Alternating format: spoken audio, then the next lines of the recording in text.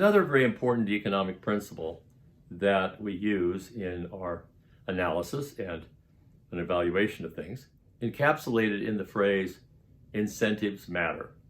So what that means is that the incentives that are before us will greatly influence the decisions that we make. Remember, we're rational, self-interested, and utility maximizing. So what does that mean? Well, let's think, for example, about the seatbelt law. Now, seatbelts decrease injury. Why? Because if we're wearing a seatbelt and we're in an accident, we're less likely to die or be hurt. So that's a good thing that we should wear seatbelts. But if we're wearing a seatbelt, we might feel like, well, I'm a little safer now that I'm wearing a seatbelt, so I don't have to be quite as careful when I'm driving. And so I might drive a little more recklessly. And guess what? There'll be more traffic injuries and deaths than there was without seatbelts. And that is exactly what happened. Well, you might say to me, Dr. Thomas, that wouldn't happen with me. I'm a careful driver all the time. So I asked my daughter, a little older than you guys, and you students, and I said, what do you think? And she said, I think I would still drive really carefully. And I said, well, but let's suppose, Allie, we'll call her Allie. Let's suppose, Allie, that I put a steel spike in the middle of your steering wheel with a sharp point on it, aimed at your chest. Now, would you drive more carefully or less carefully? Well, you might say, way more carefully. Well, my daughter had a different answer. She said, Dad, I wouldn't drive at all. So going along with incentives matter is another concept, which is institutions matter. Now, it is institutions that establish most of the incentives, and so it's pretty important that we have good institutions. But you might say, Dr. Thomas, what is an institution? I mean, I've heard that word a lot with things like, different kinds of institutions they lock people up in and so forth. Well, in economics, we have a very special meaning for the word institution. And I'm going to give you the definition now. And this is one of those definitions that you really need to learn because it will be on tests, and so you need to know it. And here is the definition.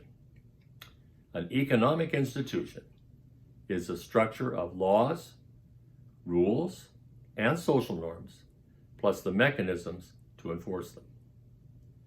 A structure of laws, rules, and social norms, plus the mechanisms to enforce them. What does that mean? Well, it means that we could have something like, let's say, colleges or universities. Universities are economic institutions.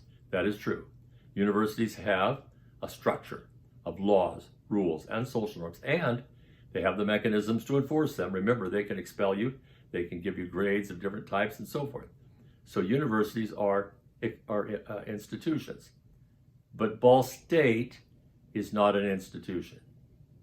But you say, but Dr. Thomas, Ball State is a university. That's right. Ball State is an example of a university, of the institution of university. But it's not an institution in and of itself. It's an example. The institution is the university. So another one would be, for example, the family. The family is an institution. It has structure, laws, rules, and social norms, most of them anyway, and the mechanisms to enforce them, some more brutal than others.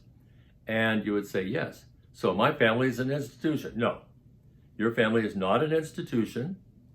The family is an institution.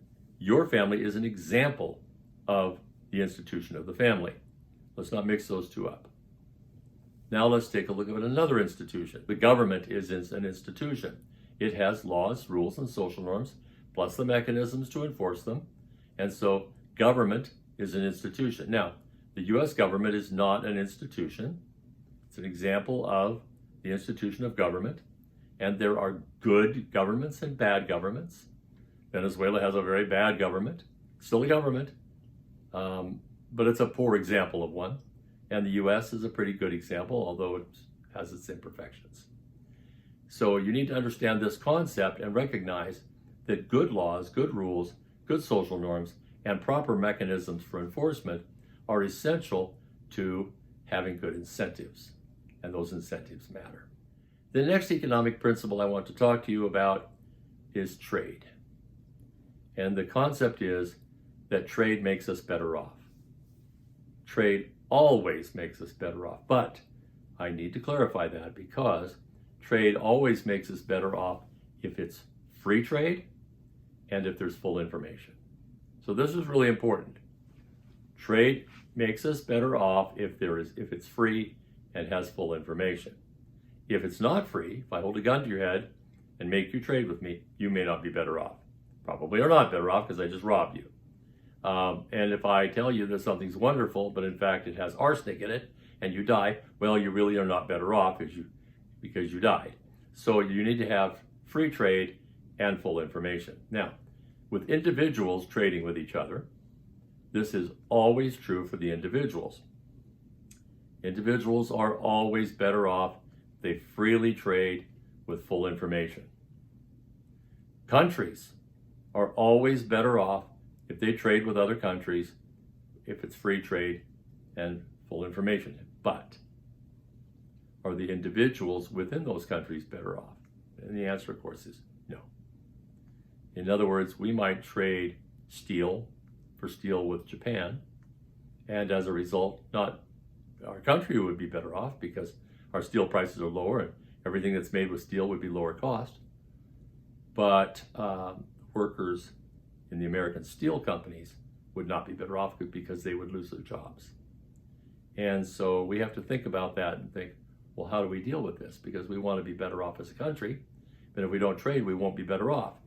On the other hand, we don't like to see people suffer because Americans care about each other. And so what do? Well, we try to retrain them. We offer them ways to get training, to try to find better jobs in other industries. Sometimes we can't do that because they're older.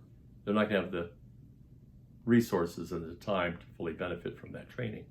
And so we have programs to help take care of them. So let's take the example of trade between individuals.